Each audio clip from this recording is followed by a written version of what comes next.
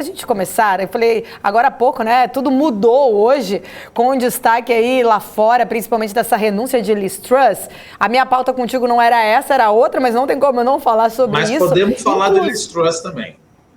Então, porque não tem como não falar sobre esta renúncia. Inclusive, agora há pouco, acabei de ler aqui a nota do Boris Johnson aí aparecendo, já sendo, né, falando ali que pode voltar a concorrer como primeiro-ministro dentro do partido, o Rishi Sunak, que é o favorito para ocupar o cargo. Mas, ou seja, eu queria entender a sua visão, né, com esse, vamos chamar assim, desastre de uma gestão rápida de Truss, 45 dias. A gente vê aí o Partido Conservador, de repente, perdendo forças e o Trabalhistas ganhando forças ou não? Como que você vê essa situação? Você acredita que seja, o que seja aí suficiente, né, para o Partido Conservador conseguir recuperar a imagem e ganhar essas eleições, próximas eleições? Veja, o Boris Johnson falar que quer competir novamente para ser primeiro-ministro, isso só bagunça o meio de campo. O problema, obviamente, foi da Liz Truss. Só que quem foi o protagonista da bagunça toda foi o ministro da Economia, que eles chamam lá o Chancellor, o quase Quartem.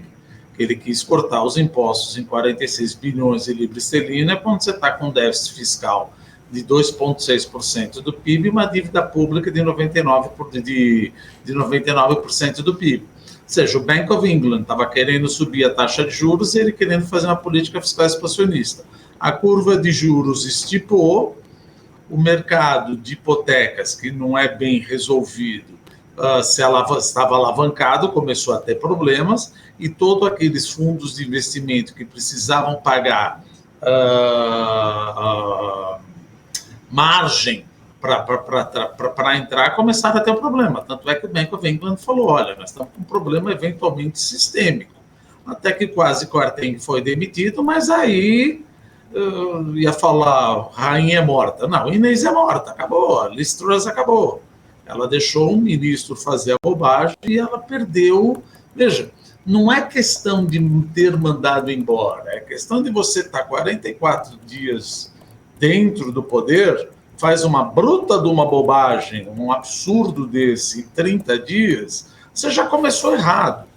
Então não adianta você querer consertar. Então é melhor mandar desde o faxineiro até o primeiro-ministro, todo mundo embora e começar de novo, porque senão não vai dar certo. E outra, a Europa não está passando por um momento muito agraciado, né? Você está no meio de uma guerra, etc. Agora, o Boris Johnson querendo voltar, isso apenas provoca. Não acho que isso é uma força para o Partido Trabalhador, porque se o Partido Trabalhador pensar em voltar, isso traz mais ainda uma presença de Estado, mais corte de impostos. Ou pelo menos é assim que se pode caracterizar um partido conservador e um Tory ou um Labour Party. Eu acho que isso daí é meio difícil. Ou seja, cenários turbulentos para a libra esterlina, cenários turbulentos para o bond yields, que bateu 4,5%, com 4%, quando você está com déficit em conta corrente de mais ou menos 5,5% do PIB, não vai ter uma crise da dívida externa, não vai ter uma crise da dívida pública, mas chegou um momento, por que a gente fala crise da dívida pública? Não chega a ser uma crise, mas chega a ser um momento que a gente fala bad dynamics, uma dinâmica insustentável. O que é isso? Quando o custo de carregamento da dívida fica maior que o crescimento econômico, a dinâmica da dívida pública leva um aumento da relação dívida-PIB. Que é aquela coisa, se meu custo de carregamento está 4,5% ou 4%, e o PIB do Reino Unido não vai crescer 4%, então a relação dívida-PIB começa a subir, que é inclusive o que está acontecendo no Brasil. Não vai explodir, mas o meu custo de carregamento, que está no mais ou menos 6%, que é uma NTNB mais ou menos, os últimos leilões aí deu 6%, é óbvio que em termos reais o Brasil não vai crescer 6%.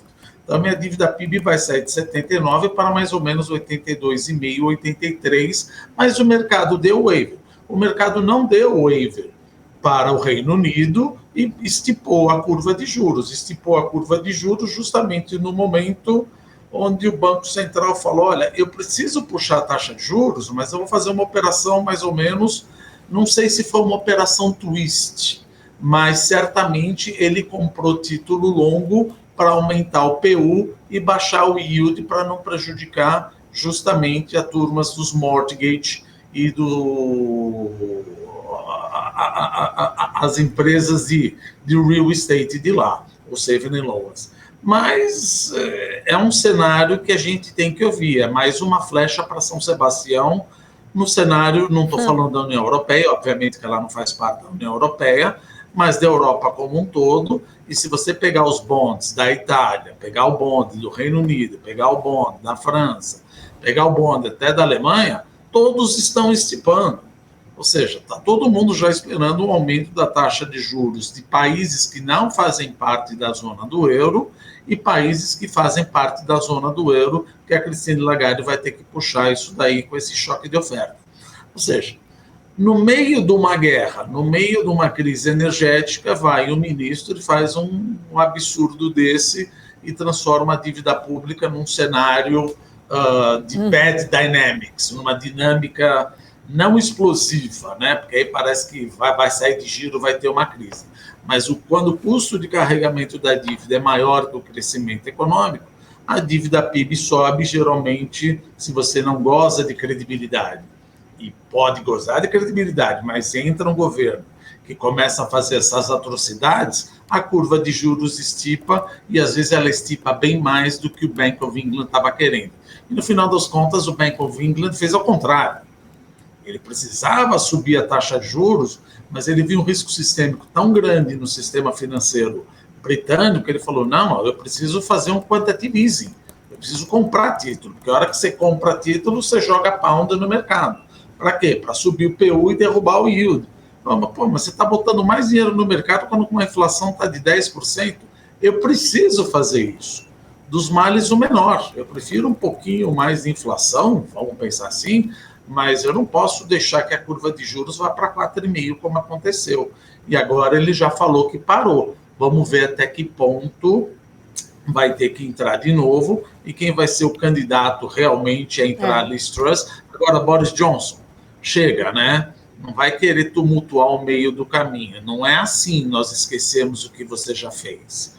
Isso não é uma republiqueta de bananas. Entrou, sai depois de 12 dias. É a mesma coisa.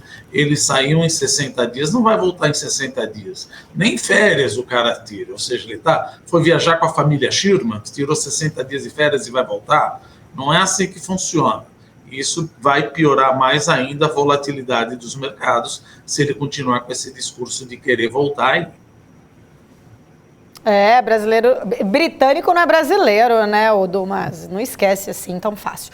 O líder do Partido Trabalhista acabou de pedir aí por eleições gerais lá no Reino Unido. Só para complementar esse assunto antes da gente mudar, tá aqui a informação que acaba de ser divulgada. O líder do Partido Trabalhista do Reino Unido acaba de pedir, então, novas eleições gerais para a composição do parlamento. Abre aspas aqui, ele disse o seguinte: após 12 anos de fracasso do Partido Conservador, o povo britânico merece muito mais do que essa ponte giratória de caos. Precisamos de eleições gerais agora, escreveu Stammer aí nas suas redes sociais, logo após o anúncio, então, de Liz Truss.